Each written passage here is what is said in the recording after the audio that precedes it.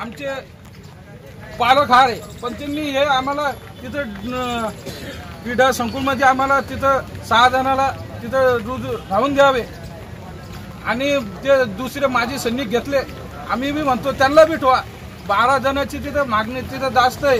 तिथं असं बी पत्र आहे भुमरे साहेबाला, तिथच्या पब्लिकना सुरक्षा रक्षक कमी आहे, त्याच्यासाठी जास्त लोक वाढावे. दुसऱ्या प्रायव्हेट यांनी दिलेलं आहे. तो तुमचं असं म्हणणं आहे की जे कायद्यानुसार आम्हाला काढता येत नाही, पण ते कसं आहे आस्थापनाने नाही का जे सुरक्षा अधिकारी राहतं त्यांनी आम्हाला नाही का, आमच्या मंडळाचा नियम असा आहे की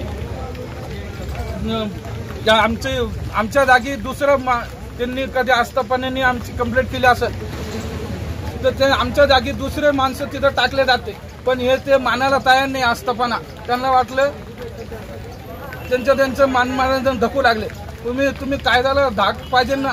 आम्ही कामगार मंत्रालय आहे जे त्यांनी तुमची नोकरी काढली, कोण अधिकारीने काढलेली आहे? ते तांगडे सर, स्वप्नील तांगडे, कुलकर्णी, ते उपसंचालक, हे त्यांनी कलेक्टर साहेबांना बी आम्ही 2-3 बार अर्ज दिलेला आहे. किती वर्ष झाले होते तुम्हाला? आम्हाला नाही का त्यांनी 2 बार असेच आमचे पत्र व्यवहार केले.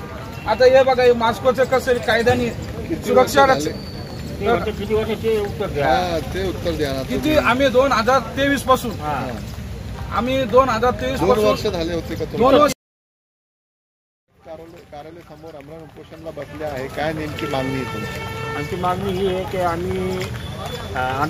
की आम्ही आता लोक जुलै महिन्यापर्यंत 2025 या महिन्यापर्यंत आम्ही क्रीडा संकुल जारखेडा विभागीय तिथं आम्ही ड्युटी कार्य करत होतो आणि आम्हाला आमच्या सुरक्षा रक्षक निरीक्षक पवारसाहेब यांनी आम्हाला ड्युट्या करायला सांगितल्या होत्या. तर आम्ही जुलै महिन्यापर्यंत ड्युट्या केल्या. ते म्हणे आम्ही तुमची पगार काढू असं आश्वासन दिले.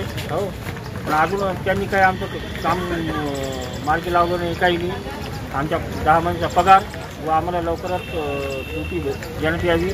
आणि तिथं आम्ही जिथं ड्युटीला होतो तिथं आम्हाला त्यांनी आमची सेवा खंडित करून टाकली. किती वर्ष तुम्ही ड्युटी केली तिथं? सर आम्ही नाही का 2023 पासून 10 ऑगस्ट 2023 ते 2025 लोक.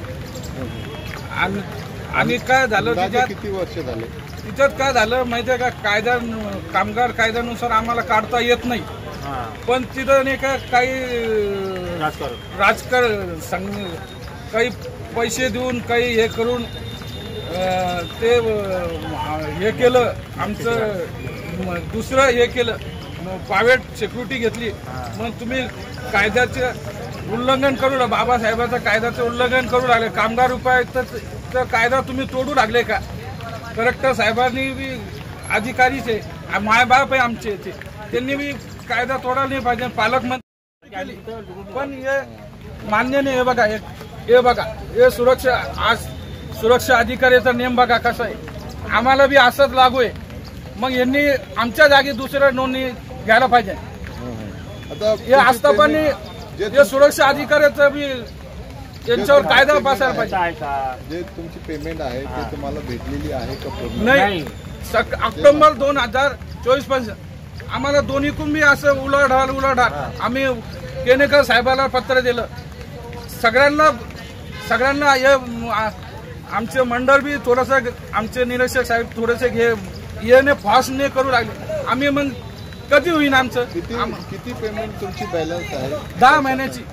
किती होतात ते आकडा सांगा ना. आता ते 10 आमचे 2.5 लाख रुपये तुमच्या दोघांचे 2.5 आता 22,000 रुपये येते आम्हाला असं. पण ते आम्हाला आमचं घर चालत नाही. आमचे मुलं शिक्षणाला आमचे घरचे विचारते पगार 10,000 देते ते, पण ॲडव्हान्स आमच्याच पीएफ मधून आमचं नुकसान, आमचं SIB मार, आमचं सगळं सगळं. मग कसं आम्ही आमच्या घरचे बी विचारते पगार कधी होईल. आमचे मुलं 12 विचारते पगार कधी होईल. आम्ही म्हणलं होईल होईल.